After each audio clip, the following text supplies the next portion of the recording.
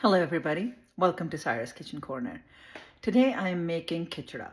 I have no idea whether this is a recipe that everybody uses, it's common, or it's something that I invented because my husband loves keema and he loves rice.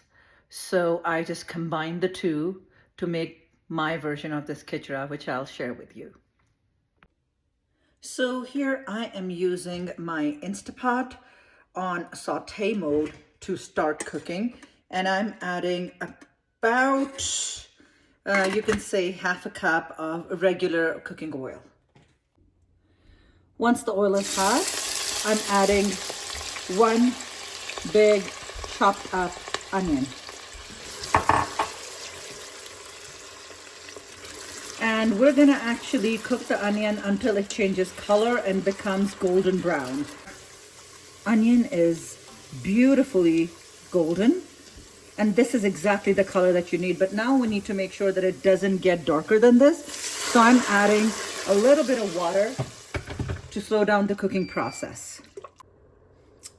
To this, I'm adding a teaspoonful and a half of ginger garlic paste. Now at this point, I'm going to add in my spices. I have whole cumin seeds, cloves, a little bit of salt because I'm going to also add some bouillon. I have black peppercorn, red chili powder, half a teaspoon of black pepper powder. This is a little bit of cumin powder. You can skip it if you don't want it.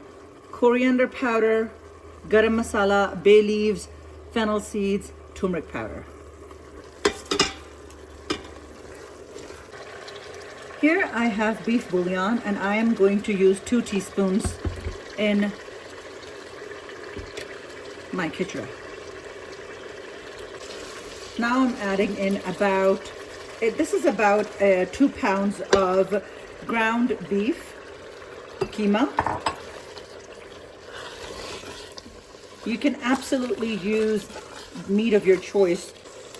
So my keema has been cooking here for 10 minutes, and you can see that it has changed color and the oil is separating.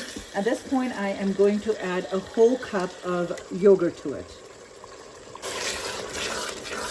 And I'm going to cook it for another 5 minutes. So it's been cooking for 5 minutes. And it's looking really good. I'm going to cook it for another 5 minutes because I want to make sure that I do a good bhunai, or make sure that the oil separates from it. Our keema has been cooking here for about 10-15 minutes and the oil has separated. At this point, I'm going to add some rice. So this is 2 cups of basmati rice that I had washed and soaked for 30 minutes. And now I'm going to add all my rice in here. At this time, make sure that you check for salt or any other spices that you may need to add. And now I'm adding a few green chilies in here. Again, because my husband loves these, you can totally skip it if you don't like your food to be too hot. Now, I know people use measurement for this. I have never used measurement for my rice. I just make sure that I add enough water in here so that all the rice is submerged and that there's about half an inch to an inch between the rice and the top of the surface of the water. And make sure to add hot water, not cold water. Now I'm going to cover it.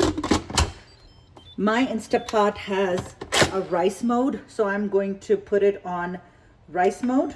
So I had a meeting I had to run to, and I couldn't, see it cook through. So my husband was hungry. He opened it up and he had it, and he said that it tasted really good. So here is your khichda. Thank you so much for watching, and until next time.